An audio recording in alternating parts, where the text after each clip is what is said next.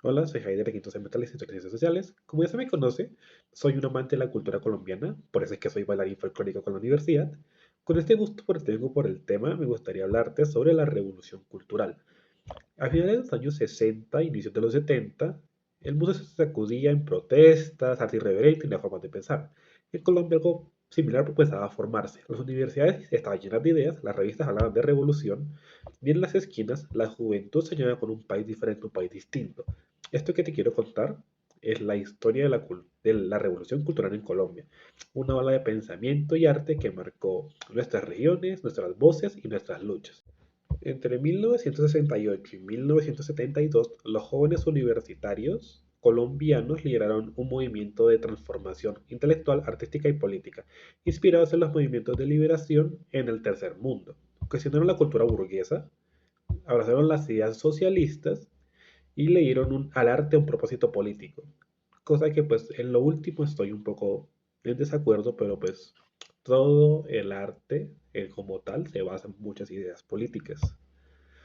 A través de libros como Althusser, Marcus, incluso el Che Guevara, revistas como Alternativa, se construyó un discurso nuevo, uno que invitaba a imaginar una sociedad distinta donde la juventud, el arte y el pensamiento eran herramientas de lucha. Si queremos llevar esto de la revolución cultural colombiana a un contexto más cercano, podríamos hacerlo desde las ciudades y regiones.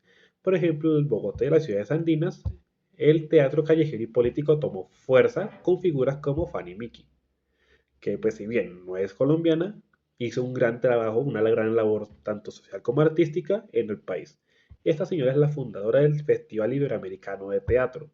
También decir que Fanny Miki fue la precursora de que muchas fundaciones artísticas se inspiraran en posicionarse con cosas sociales.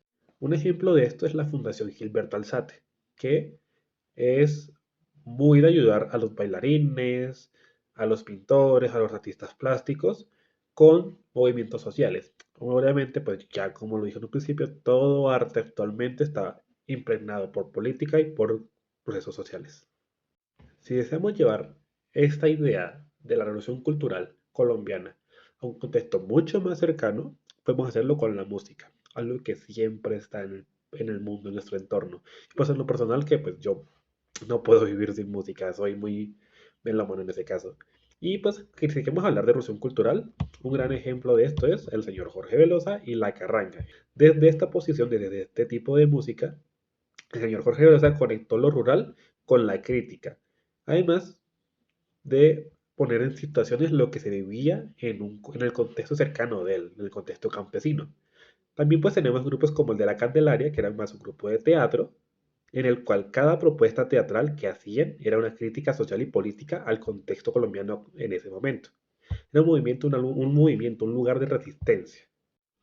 Obviamente pues soy costeño, ya todo el mundo sabe, incluso la persona que ve esto va a saber que yo soy costeño. Y pues el Caribe no se queda atrás frente a esta revolución cultural. Un gran ejemplo es Rafael Escalona, que con su vallenato narrativo contó la historia de un pueblo como una crónica.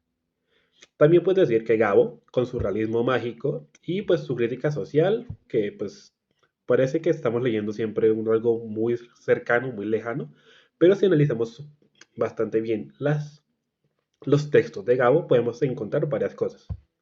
Y pues no puedo irme a hablar de cultura, de arte, de música, de pintura, sin no hablar de la madrina, de la señora Emma Reyes, que pues si bien es bogotana, tuvo gran influencia artística, pero pues en la costa colombiana.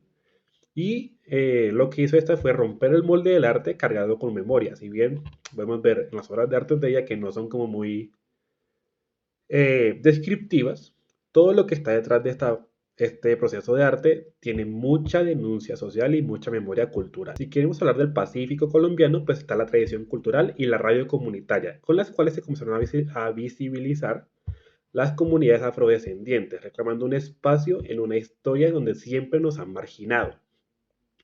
Figuras para resaltar del Pacífico colombiano hay muchas.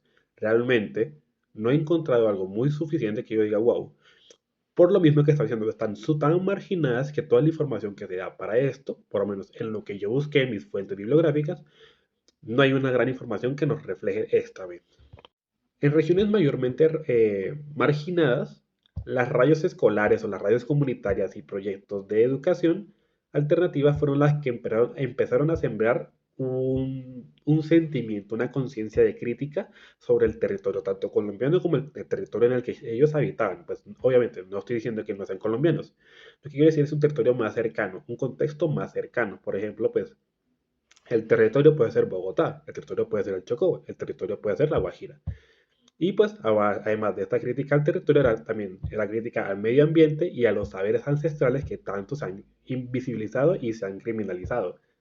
Bueno, además de decir que también los han satanizado. Y que pues por supuesto siempre han sido silenciadas por el centro del país. Por eso pues inicié hablando del centro del país y me voy desglosando hasta lo que es el de las demás partes del país. Algo que me gustó mucho de lo que leí del texto y lo que averigüé más adelante es cómo la música fue una de las armas más poderosas para hablar de revolución cultural, para hablar de contexto social colombiano. Por ejemplo, el padre de la música folclórica, como es Lucho Bermúdez, renovaba el sonido nacional con ideas modernas frente a la cultura. Por ejemplo, pues Lucho Bermúdez es muy conocido en la costa colombiana por el porro y la cumbia. Igual, no toda la revolución cultural colombiana se dio a través de la música tradicional. Las ideas que llegaron del rock, con agrupaciones como The Young Beats o The Flipper, trajeron consigo un inconformismo y una energía rebelde de una nueva generación. Básicamente satanizaban tanto el rock porque el rock tenía ideas un poco más abiertas, liberales y crudas, que la población decía, no, esto no puede ser porque está influenciando muy mal a nuestros niños. Obviamente, el rock y el folclore, pues, de mi región no fue todo lo que más brilló. También pues brillaron las voces campesinas, por ejemplo, Silva y Villalba. Realmente ellos tienen temas muy crudos, temas muy realistas, temas muy sociales, que son muy buenos de analizar en muchas ocasiones. Eh, Estas personas, Silva y Villalba, llevaron la música andina en las ciudades. Es básicamente el movimiento cultural, es tomar lo que tenemos aquí, por ejemplo, en la región Caribe, y llevarla a otras zonas para que la gente vaya entendiendo, vaya sabiendo cuáles eran los problemas que presentábamos en estos lugares.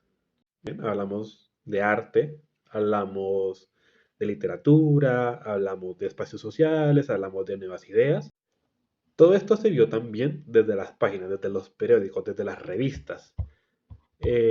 Por ejemplo, ya hablé del señor, pero pues los textos de García Márquez y pues en el contexto del país vecino que es Perú, era el contexto de Vargas Llosa, pero en este periodo de tiempo también se hablaba de Marx, se hablaba de Althusser, se hablaba de Sartre.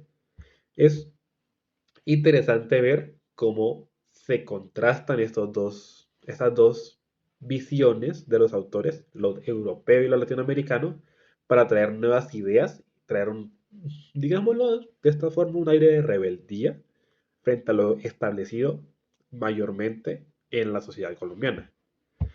El pensamiento filosófico que traían estos dos tipos de texto tenía un rol político, que era el desmontar las estructuras de poder a través de las ideas. De, bueno, si esto no está funcionando, ¿por qué no está funcionando y cómo hacemos que esto funcione o que simplemente ya no esté con nosotros? No puedo irme sin pues hablar de la televisión colombiana, en la cual empezaban a aparecer programas que retrataban lo popular y lo cotidiano. Incluso hoy en día también podemos ver estos tipos de programas. Estos programas de televisión eran mayormente eh, atrapados o dominados por discursos conservadores. En contraste, pues aparece la radio. Es interesante ver cómo la radio se volvió un espacio más plural, donde los artistas, como por ejemplo, pues Eliseo Herrera, pues, cantantes de música popular, que ya se abrían paso a una identidad y un humor, el cual estaba más cercano al contexto del ciudadano de a pie, del ciudadano un poco más presente, ¿no? Tal vez sea un poco romántico o más me enfoqué al buscar temas o artículos para este video fue en el tema del arte y del teatro. El teatro fue clave ya que a partir de la comedia, a partir del drama, se iban a plazas, universidades o a salones barriales en los cuales ellos representaban al pueblo. Pues finalmente pues son obras pues, actuales, pero con gran índole social, en el cual pues retrataban un poco lo que sentía el pueblo, sus dolores, sus sueños, sus esperanzas, sus desesperanzas. Eh, el teatro dejó de ser un lujo de las élites, eso es muy bueno, y se volvió algo una herramienta de transformación social, una herramienta de protesta. Ya para cerrar todo este caso, todo toda la idea del video, pues me gustaría darle una reflexión y es como la revolución cultural no fue solo una protesta, no fue un berrinche que tuvo la sociedad colombiana, fue algo más creativo, algo más representativo, algo que se sabía que iba a perdurar con el tiempo. Abrir un camino para que la cultura sea más incluyente, más crítica y sobre todo más popular. Democratizó el acceso a la literatura, al arte, a la filosofía. Le dio voz a los sectores marginados y sobre todo formó generaciones de artistas, pensadores y líderes que seguían alimentando el espíritu contestatario del país. Y pues sobre todo les mostró a Colombia que la cultura no solo refleja la identidad, también puede transformarla. Hablábamos de paz y demás cosas, de paz, equidad, justicia social. Vale la pena recordar ese fuego juvenil de los 60 y 70 porque fue la música, el teatro, los libros y la palabra, el discutir, el discurso, donde se forjaron nuevas ideas, nuevas formas de pensar y de sentir que se vivían en un país. Bueno, la revolución cultural en Colombia sigue viva, en cada verso, en cada nota, en cada escena que nos invita a cambiar. Sigo creyendo que la revolución cultural abarca todo lo que hoy en día estamos viviendo.